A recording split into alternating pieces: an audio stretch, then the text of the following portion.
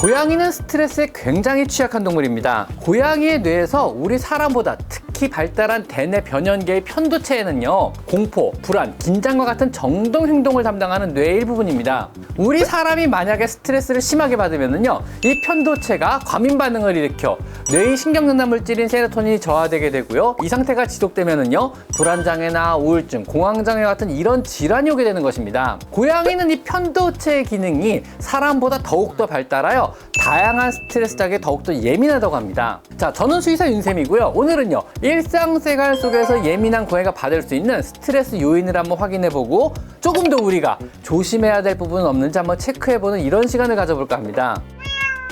자, 첫 번째 스트레스 요인은요, 실내나 실외에서 들리는 커다란 소리. 고양이는 예상 못한 소음에 깜짝깜짝 잘 놀라며 불안해합니다. 특히 우리에게는요, 이미 익숙한 일상적인 소리들도요, 고양이는 당연히 의미를 모르기 때문에 불안할 수밖에 없습니다. 평소 자주 듣던 전화벨 소리나 알람 소리라면은요, 고양이 자신도 자신의 영역권에서 정상적으로 종종 들리는 소음으로 인지하고 익숙하기 때문에 괜찮겠으나 갑작스런 혹시 예상치 못한 소음에는요, 굉장히 당황해하며 불안할 수 있습니다. TV는 최대한요, 소리가 너무 크지 않게 시청하시는 게 좋고요. 외부에서 유입되는 소음이 크다면은요, 창가나 문가에 백색 소음기를 켜서 소음을 좀 차단하시는 것이 좋습니다. 만약 벨소리를 두려워한다면은요, 벨소리 대신 문을 두드려 달라고 문 앞에 써붙여 놓으시는 것도 아주 좋은 방법이고요. 큰 소음이 예상되는 청소기나 아니면 믹서기 등을 작업할 때는요, 고양이에게 미리 알려주시는 것이 좋습니다. 주의를 집중시키고 청소기나 믹서기를 보여주고 작동시켜주기 시작하면은요, 아마 몇 번 만에 알아듣기 시작할 것입니다. 여러분의 고양이는요, 여러분의 생각보다 굉장히 똑똑합니다. 자, 두 번째는 전자기기들에서 지속적으로 들리는 고주파 소음. 고양이는요, 우리가 들을 수 없는 주파수 대역의 소음을 들을 수 있습니다. 더구나 우리 귀에는 굉장히 희미하게 들리는 삐 하고 들리는 각종 전자기기에서 나오는 이런 고주파 노이즈도요, 고양이는 굉장히 큰 소리로 들을 수가 있는 것입니다. 혹시라도 사용하는 전자기기 중에 희미하게나마 삐 하는 고주파 노이즈가 흘러나오는 전자기기가 있다면은요, 사용을 안 하실 때는 반드시 꺼놓으시는 것이 고양이를 위해 좋습니다. 플러그를 뽑아버리세요. 자, 그리고 세 번째 스트레스는요, 사이가 안 좋은 동물과의 합사 역시 큰 스트레스입니다. 아마 고양이가 받는 최고의 스트레스 요인 중 하나가 아닐까 생각합니다. 이것은 우리 사람도 마찬가지입니다. 마음이 맞지 않는, 친하지 않은 사람과의 기숙사에서 한 방을 써야 한다면은요, 신경이 몇 배로 쓰이게 됩니다. 고양이 역시요, 합사 스트레스가 스트레스 중에 아마 질병의 스트레스 다음으로 굉장히 큰 스트레스가 될 것입니다. 서로 으르렁거리고 싸우지 않는다고 합사가 잘 된 것만은 절대 아닙니다. 안 싸워도요, 서로 마주보거나 노려보거나 같이 안 있고 서로 떨어져 있거나 이런 모든 것이 합사가 잘 안 된 것이고요, 서로가 서로를 신경 쓰고 스트레스를 받고 있는 것입니다. 항시 다가오진 않는지, 자신의 공간을 침범하진 않는지, 갑자기 나를 공격하진 않을지, 이런 것들을 신경 쓰며 좁은 영역권을 나눠서 사용한다고 한번 생각해 보세요. 힘들 것 같지 않은가요? 자, 다음 네 번째는요, 방향제, 디퓨저, 꽃나무, 화초 이런 것도 스트레스일 수 있는데요, 대부분의 향기는요, 고양이가 싫어합니다. 향이란 사람을 위한 것이지 고양이를 위한 것은 아니거든요. 고양이가 좋아하는 고양이를 안정시키는 아로마 향 이런 것은 없습니다, 사실은요. 더구나 고급 방향제나 디퓨저는요, 천연식물 추출물을 사용하고요, 이것은요, 고양이의 건강에 사실은 치명적일 수도 있습니다. 받아온 꽃다발이나 실내의 꽃나무에서 나오는 향이나 꽃가루 역시 고양이에게는요, 폐쇄된 좁은 실내 환경에서는요, 좋지 못합니다. 고양이는 근본적으로요, 식물들과 그리 친하지도 않고요, 상성 자체가 안 맞습니다. 고양이를 키운다면은요, 디퓨저도 향수도 향초도 꽃도 다 포기하시는 것이 좋습니다. 강한 향은요, 고양이를 머리 아프게 할 수 있습니다. 자, 그리고 다섯 번째는 갑작스러운 스킨십. 고양이가 굉장히 싫어하는 행동 중 하나입니다. 고양이는요, 강아지와는 달리 스킨십을 그렇게 즐기는 편은 아닙니다. 고양이가 쓰다듬어 달라고 다가와 치댄다면은요, 그때 잠시 이렇게 만져주시는 것은 좋습니다. 하지만은요, 갑자기 다가가서 확 앉는다든가 시도 때도 없이 만진다면은요, 고양이는 여러분을 슬슬 피해 다닐지도 모릅니다. 혹시라도 여러분이 고양이를 만지길 원한다면은요, 사람과 동일한 방식으로 접근하셔야 합니다. 속으로라도요, 한번 되뇌이고 만져주세요.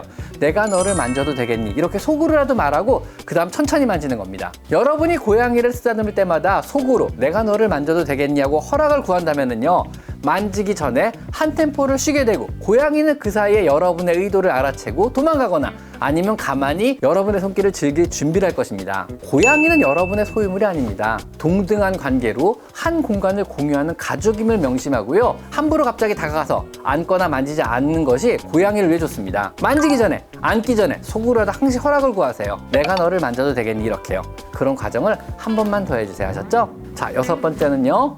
고양이가 싫어하는 화장실은 스트레스를 줍니다. 뭐 화장실 위치가 마음에 안 들거나 화장실의 크기나 형태가 마음에 안 들거나 화장실 안에 모래가 마음에 안 든다면은요, 고양이는 굉장히 힘들어합니다. 고양이는 화장실이 마음에 안 들면은요, 하루에 10번 사용할 화장실을요, 하루에 5번 정도만 사용하게 되고 그 결과로 방광염이나 소변 실수 혹은 다른 질환에 걸릴 수도 있습니다. 고양이가 화장실을 싫어한다면은요, 화장실을 가기 전에 화장실 주변을 한참 돌아다니는 페이싱을 하며 화장실에 들어가지 않고 화장실 모서리에 앉아 엉덩이만 화장실 안에 두고 고세 자세, 고양이 세 자세로 용변을 보기도 합니다. 볼일을 본 후에 모래를 덮지 않기도 하며 용변을 본 횟수가 줄어들게 되므로 용변 보는 시간은 늘어나게 됩니다. 화장실을요, 고양이가 좋아할 만한 위치에 좋아할 만한 크기로 좋아하는 모래를 깔아주세요. 아셨죠? 그리고 창문이나 어항 같은 관찰할 것이 전혀 없는 단조로운 실내 역시 고양이에게 스트레스 줄 수 있습니다. 단조롭고 자극이 없는 실내는요, 고양이를 힘들게 합니다. 우리도요, 뭐 답답한 실내에 갇혀 20년 동안 만두만 먹는다면요, 미치지 않을까요? 무언가 볼 것, 즐길 것을 꼭 만들어주세요. 뭐 커다란 창가에서 밖을 관찰할 수 있게 해주시고요. 만약 창이 없다면요, 어항을 하나 놓고요, 물고기의 움직임이라도 보게 해주세요. TV는 동물이 시청하는 채널을 가입하여 틀어주시는 것도 도움이 됩니다. 무엇이든요, 흥미를 유발할 만한 것을 보여주어 시각적 자극이라도 충족시켜주시는 것이 분명 도움이 됩니다. 그리고 8번째는 과묵하고 조용한 집사, 여러분이 스트레스를 줄 수도 있습니다. 고양이는 독립적인 동물이나 친구나 동료의 개념이 있는 나름 굉장히 사회적인 동물이기도 합니다. 하루 종일 단조로운 실내에 있다가요, 집으로 들어온 유일한 동료인 여러분마저 과묵하다면은요, 고양이 입장에선 너무 힘들지 않을까요? 고양이는요, 여러분이 무언가 말을 걸어주는 것을 좋아하고 생각보다 즐깁니다. 고양이는 집에서 유일한 친구이자 또 엄마이자 동료인 여러분의 반응을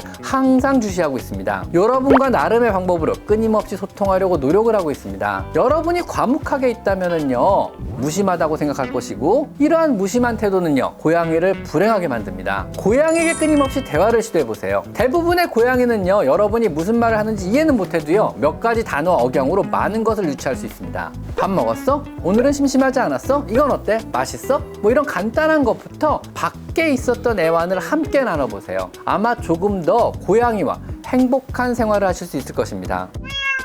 다음 9번째로요, 관절염과 같은 만성 통증성 질환 역시 고양이에게 계속 스트레스를 줍니다. 고양이에게, 아니 우리 사람에게도요, 가장 큰 스트레스를 주는 것은 통증입니다. 정신적인 스트레스보다 수십 배, 수백 배 당연히 더 스트레스를 줍니다. 아픈 게 최고예요. 스트레스가 건강의 이상을 유발하기도 하지만은요, 건강의 이상 자체가 스트레스이기도 한 것입니다. 특히 10살 이상의 고양이는요, 관절염을 앓고 있으며 이 중 상당수가 통증을 동반하게 됩니다. 우리 눈에 안 보인다고 또 우리가 인지하지 못한다고 고양이가 통증성 질병을 겪고 있지 않는 것은 아닙니다. 항시 자주 건강검진을 하여 내 고양이가 아픈 곳은 없는지 보호자인 내가 반드시 체크를 해줘야 합니다. 자, 마지막 10번째는요, 부적절한 교육이나 체벌 역시 고양이에게 스트레스를 유발합니다. 신체적인 체벌 혹은 소리를 지르는 등의 정신적인 체벌은요, 개보다 훨씬 더 예민한 동물인 고양이에게 심각한 독이 되며 또 부작용을 낳습니다. 고양이는요, 체벌이라는 부정적인 경험을 자신의 문제 행동과 연관짓지 못하고 단지 체벌을 한 집사와 연관을 지어버립니다. 그 결과 집사인 여러분을 두려워하고 피하며 때로는 공격성마저 보이는 심각한 부작용만 초래할 뿐입니다. 고양이는요, 체벌을 통해서는 어떤 것도 배울 수 없습니다. 단지 불행해질 뿐입니다. 아셨죠? 자, 어떠신가요? 고양이가 일상생활 속에서 받고 있는 스트레스도 우리만큼이나 다양하고 많지 않은가요? 지금까지 저는 수의사 윤쌤이었고요. 오늘은요, 일상생활 속에서 고양이가 받는 스트레스 10가지를 한번 알아봤습니다. 자, 오늘은 여기까지 마이펫 상담소였습니다. 감사합니다.